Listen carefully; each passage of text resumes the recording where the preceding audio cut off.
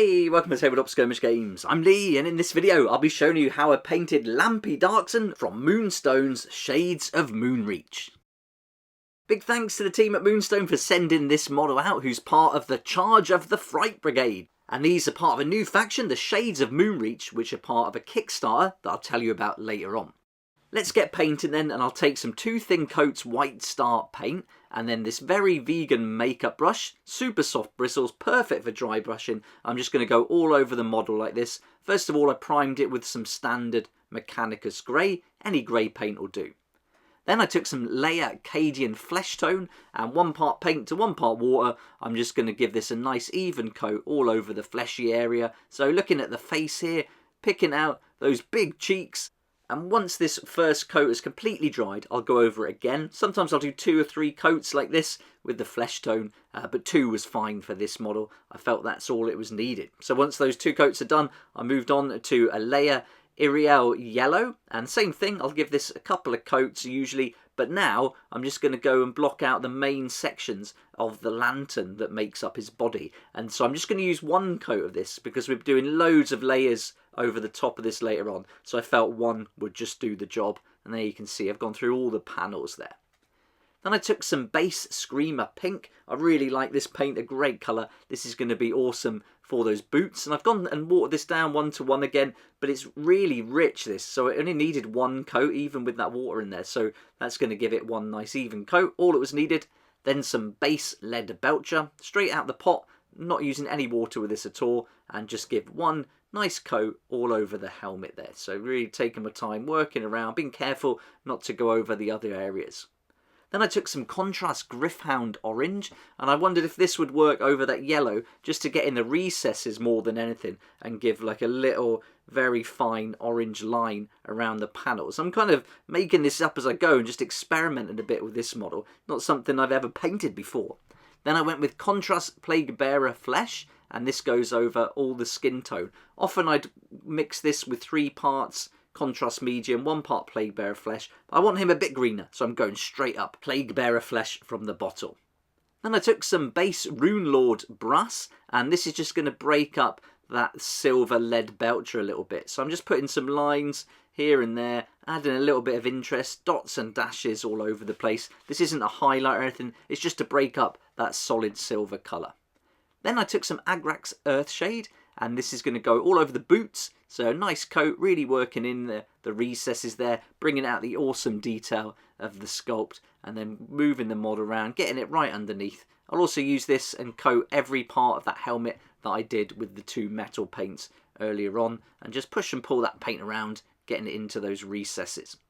Then I took some Bugman's Glow, and I put this with about 2 parts water to 1 part paint, and this is just to go over the tip of the nose, and I'm just going to work it under the cheeks to add a bit more colour.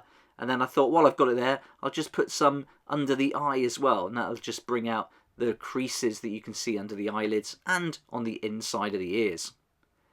Then I took some of that, and then I mixed it up with a little bit of that Screamer Pink paint, and that turned out to be a really nice colour to start doing the highlights on the boots. So just dotting around, picking up the areas that are going to catch most of the light.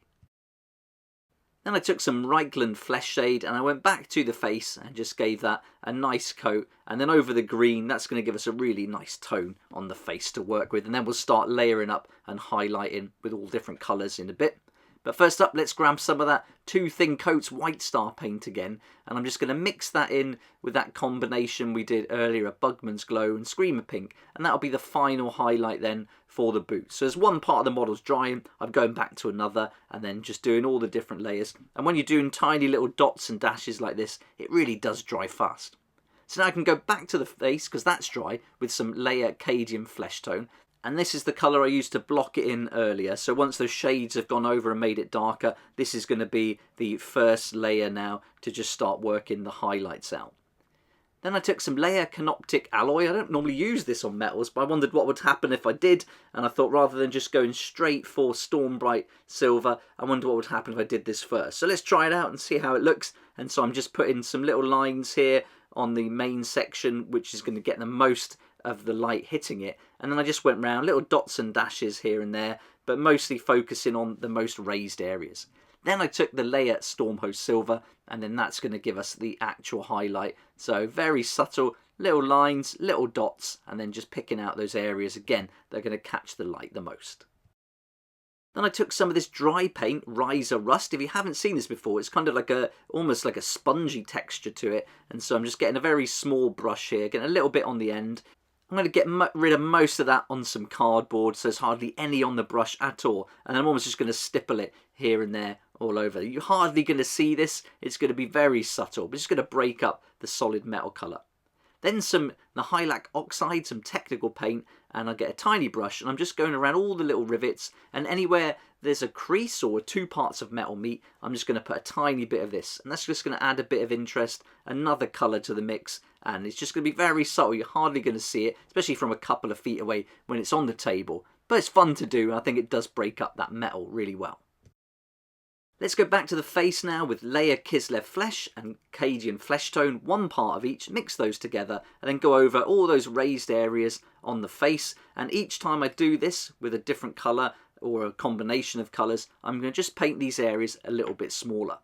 And here you can see now I'm moving on to just Kislev Flesh, going over all those areas again, just slowly getting thinner and thinner over each section, trying to focus on where I think the light would hit those sections the most.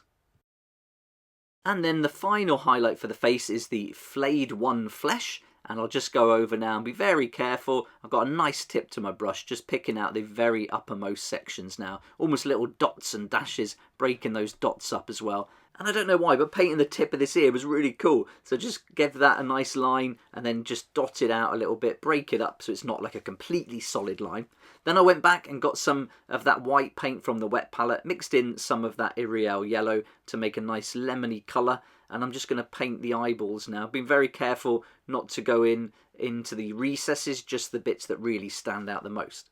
Then when all that was dry, I took some Seraphim Sepia. Now, I haven't used this an awful lot, so I wondered what would happen if I went over it with a face, because it's a little bit different to Adrax Earthshade, as it's a little bit yellow, but I was really happy with the effect it had on the eye sockets there and the wrinkles. And I thought, while I've got it, let's put it into the panels of the lantern too. But you can see it's really transformed the face, so I put a little bit more on the mouth there too, and just the creases under the cheeks to add a bit more shade. And then I also put a little bit around the base of the ears where they meet the metal. Now I'm painting these Moonstone characters up a lot at the moment, and I'm trying to improve my painting and learn new things, try new things out. And my biggest takeaway from this model was using this Seraphim Sepia. I'm certainly going to be using that on faces and skin tones again in the future.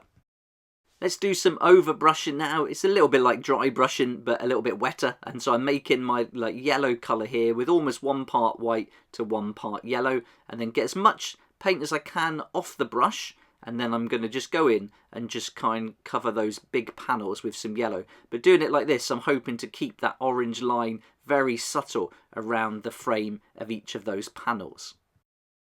Then I made that yellow a little bit paler, so I added a bit more white to it, and then I just repeat that process, get rid of the paint on some card, but now I'm trying to just get the very centre of the panels and just being as careful as I can there to just hit those.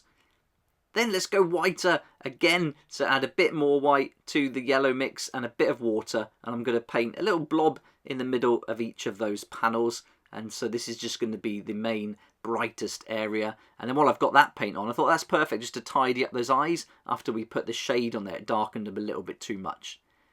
And then I put a bit more yellow into it because I felt it just needed a little bit more around that blob just to blend it in a bit. And so just dotting that around, quite a bit of water mixed in with that. And when it was completely dry, I took some Cassandra yellow, and then this shade just goes all over. So I'm hoping that this shade will just smooth out those layers of white and lemon, and then also just reinforce that nice border around the panels. And I think it worked. And it's starting to look a little bit like the artwork now. You can see it's very subtle, the blend and the colour. So I'm kind of copying that and using that as my reference.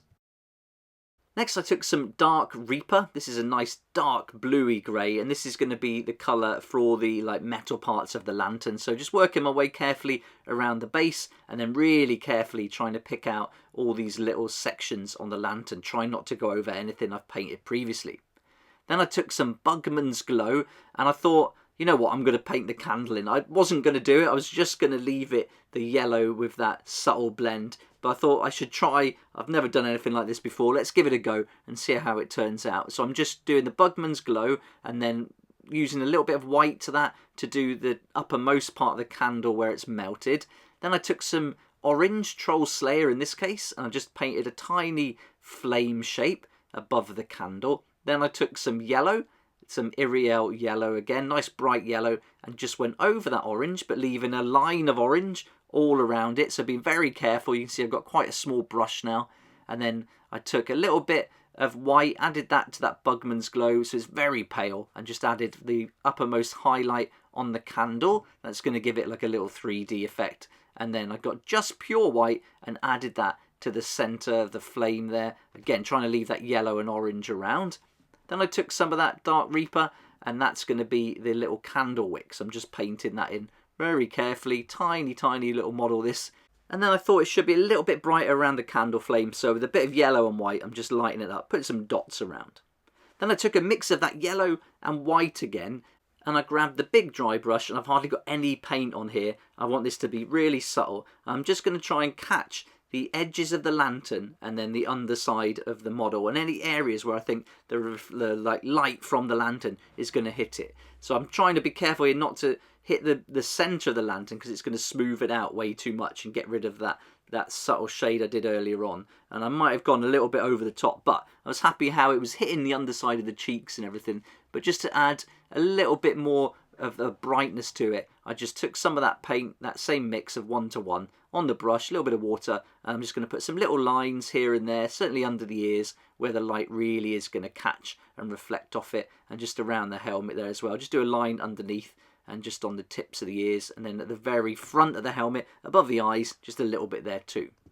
And then to get rid of where I did go over it with a dry brush, I took some white and yellow, very pale lemon this, and I'm just going to put some little dots here and there, and just to break up those panels. Time for the eyes now, and I use a Pigma Micron 005 pen, super fine point. This is perfect for painting in those pupils. So this is a great way to do it, really nice and controlled. You've got plenty of time, it's not going to spread out too much, and it's a permanent waterproof pen too, so this works a treat. And then just move the model, so you've got loads of control. You can get those eyes exactly where you want them to be. And there we go, there's Lampy Darkson all painted up, ready for battle. He's going to join Rory and the Tea Cake of Torment that I painted up earlier in the week. So if you'd like to check out those videos, I'll link to them at the end of this one. But this was a real fun experimental paint, trying out some new things. Certainly never painted a tiny candle like that before. I think I could have gone a bit brighter in those panels and maybe gone almost a bit whiter in the centres, so that's something I'll take from it. But I'm glad I could see that orange line around there. That was what I was really trying to achieve, and also really like how that Seraphim Sepia worked on the eyes.